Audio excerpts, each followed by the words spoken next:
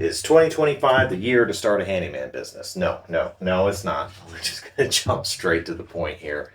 2025 is not the year to start a handyman business. Really, no year is the year to start a handyman business. What you want to do is start you a side gig and don't call yourself a handyman, contractor, wall doctor, something. I put handyman in my name, and I mean, I catch a lot of flack for it online, but when I meet people in person and actually do the job, they love me to death. So, to each their own, I guess. A good way to start would be find something you're good at. And if you're not good at anything, like let's say faucet replacement, repair, fixture replacement, lights, outlets, there's so much you can do as a handyman. Then the easiest thing to learn, it does take practice and it is manual labor, is wall repair. So everyone needs wall repair. Happens all the time. Got a bunch of drywall here for doing patches and just for practicing in general. So, oops. Happens all the time. Very easy. Very easy. So that happens at someone's house. They need someone to fix it. That's where you come in. Patching this would be very simple. California patch.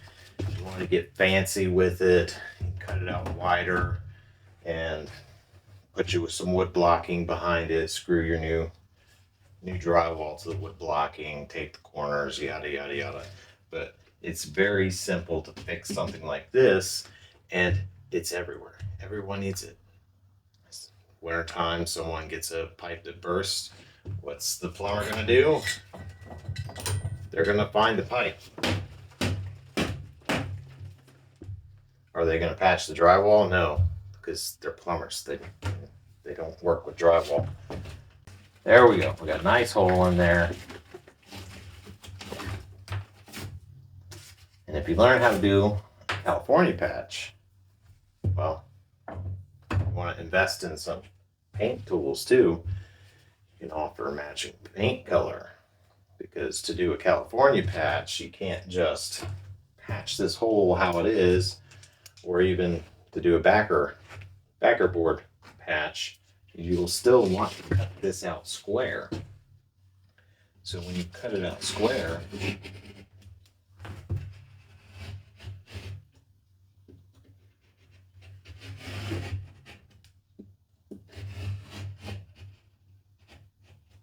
you're going to have a nice square piece of drywall. Take with you to Lowe's, get the color matched, or the Homeless Death Spa or Sherwin-Williams, wherever you want to go. So that's another thing you can offer, and then you just feather it out so it blends in. Once you get your name known, once people know that you're the guy who can fix this, they're going to call you. Do a good job, look presentable. I know in my videos, wearing my sweats, my originals, that's the brand, I never show up at a customer's house in anything but jeans or professional shorts. Look professional. I got my own. Don't worry, I goat this shirt. It's got my name on the back, same with the hat, because I want to look professional. That's the beginning. Find your niche and let everybody know that you're in business, that you're doing this, but do it as a side gig. Don't just dive straight in. Wall repair, you can do this out of a sedan. You don't need a big truck. So if you want to start a handyman business, you can start it for pretty darn cheap. If you don't even know how to do anything, you can learn how to do this for one drywall sheet, $12. Get you a 6-inch knife, because most patches you can do with just a 6-inch knife. Couple sanding blocks, a little bit of mud. While you're practicing, I would recommend getting the pre-mixed mud. I've got a little here, this dust control. This is not good stuff, but it's cheap. So for practicing purposes, this works out great. And just practice it. And in fact, we might even just go ahead and try and patch this. Not in this video, though. This video isn't about that, but in a later video, we'll do that. We'll go over patching. Next, we need to solve a lot of problems all at once. There's many steps. None of them are very complicated, but there are many steps. You're going to want to get you a good CRM. Step one, CRM. I wish I had a marker. I know I got one somewhere. Let's see here. You're going to want to get you a good CRM. That's Customer Relations Management. A lot of people like to use Jobber. I use Markate, but it's just something to organize everything, to store customers' names, phone numbers, addresses, what you did at their house previously. Markate, you can even time jobs. That way you can figure out exactly how long each job's taking if you haven't figured that out yet, and price them more accordingly. So CRM, need that. So that's number one. Number two, insurance. You probably can't see this, so this is more for me, so I don't go over the same thing twice. Insurance. You're going to want liability insurance. You're going to need liability insurance. Last thing you want is to knock a hole in someone's wall. There's a pipe behind it, and you can't find the shutoff, and the homeowner doesn't know where the shutoff is. By the way, main water shutoff is street side. So on the street side wall, that at least narrows it down. But let's say neither of you can find the shutoff, and it causes $50,000, $60,000 in damage. You're going to want to have insurance to cover that. You don't want them coming after you and taking your home. Insurance. 3, you're going to want an LLC. Limited liability, so that if you do get sued, they sue you for the company, they don't sue you for your house. These 3 things, these are the big 3, in my opinion. Without these, you probably shouldn't be doing it. You need a CRM so you look professional, so people call you back, and so you can keep track of everything, because when you do it by paper, you're bound to lose the papers or just not keep track of it. You need insurance so that if you fuck up, and you will fuck up, it doesn't kill you. LLC to protect your family in case something goes horribly, horribly wrong. So after that, that's getting started. How do I find work? Well, me personally, I worked for a company called Halls and Stalls. I made connections while doing that. So I get calls from people about jobs that are too difficult for their guys. Get calls from all kinds of companies. You may not have that. If you don't have that, then word of mouth. When the company is not making money, but you have time, you use your time to buy customers. Eventually, it's going to flip, and you're not going to have time, but you're going to have money, and that's when you use the money to buy customers. Now, there is a lot of ways you can market. For free, I would say Facebook, in the Facebook groups, talk to people. Be active in the Facebook groups. Be active in the Facebook groups. Nextdoor is another one. It's pretty popular. I haven't figured it out yet. I don't have the time to figure it out. You got Instagram. You can just go around and tell people. Just tell everybody. Get them to tell everybody they know. And you'll find some work. Especially if you're doing something like this. Everybody needs this. Everybody needs this. If you're going to start a handyman business, even if this isn't your niche, I suggest you learn how to do it. And then when you do get some money rolling in, and you don't have time to find more work, that's when you'll go over to marketing. paid marketing. You can put an ad on Facebook. I haven't had any luck with ads on Facebook. Out of the 4 ads we've run, I've gotten, I think, 2 jobs. So there's that. And their ads are not cheap. At least not if you want to run a good ad. There's also Craigslist. You can score Craigslist and see if there's someone looking for a handyman, but you're going to be working for cheap. Make sure to do a good job, and then hopefully they'll call you back and not expect you to be so cheap. Or even explain to them, like, hey, I'm just trying to get my business off the ground, and that's why I'm doing this. When it comes to marketing, everybody wants to take your money. There's Angie's, there's Home Advisor, there's Thumbtack. The list goes on and on.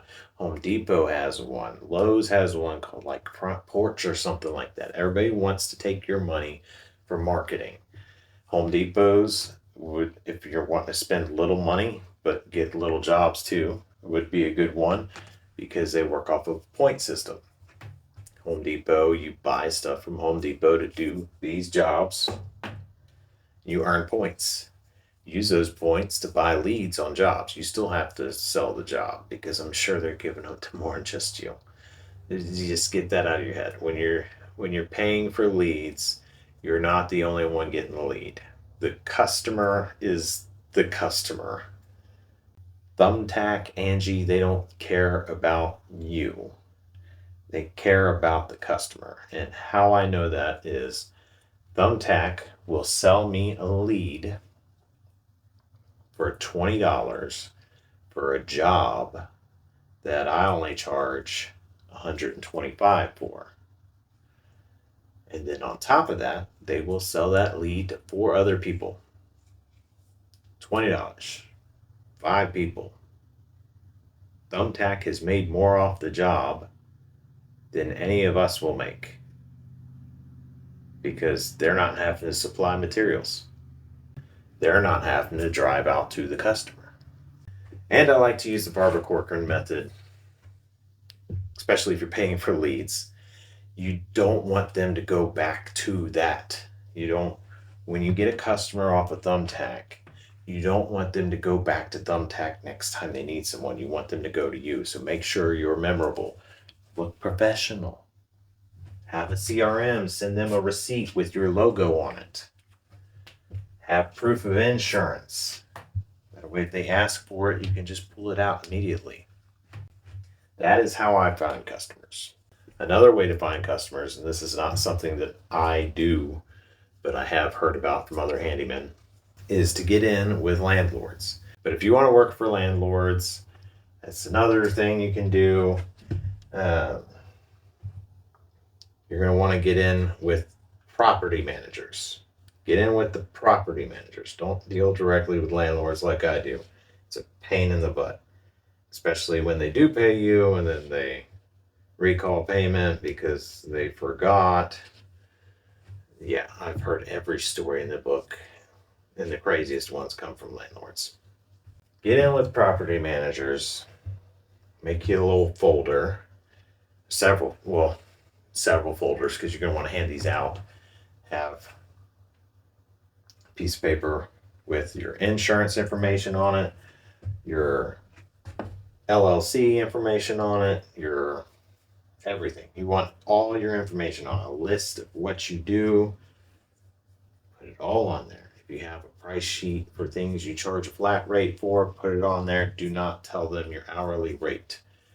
You don't want to punish yourself for getting good at a job. If I charge $125 an hour, and this patch takes me 1 hour to do because I'm not good at it, it's $125. I'm getting paid $125 to not be good at this patch. 2 years down the road, I can knock out this patch in 15 minutes with some 5-minute hot mud.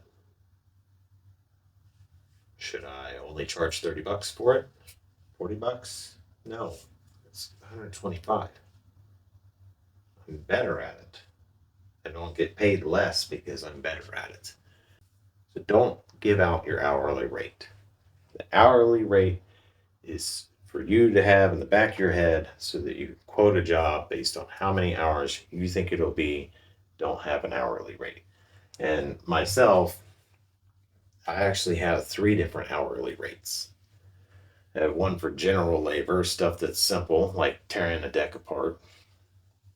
I have one for skilled labor, something more complex, like patching drywall or changing out light fixtures, putting in a ceiling fan, swapping out a dishwasher where there's never been a dishwasher before. And then I have an emergency hourly rate. That's when they call me and I'm at home. I'm done for the day, but it's an emergency.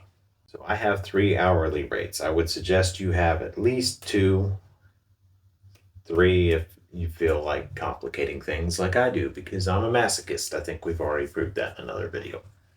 How do you figure out what's charged? Well, that's a question.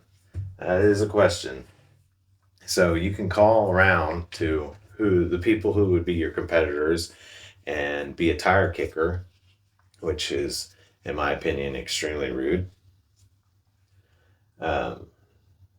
Definitely don't go on Angie or Thumbtack and be a tire kicker. That's like the worst, when I pay for a lead and it turns out it's just a guy that wants to know how much it would cost because he's going to do it and wants to know how much he should charge.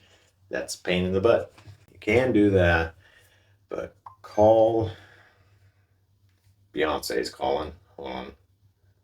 But call the companies directly.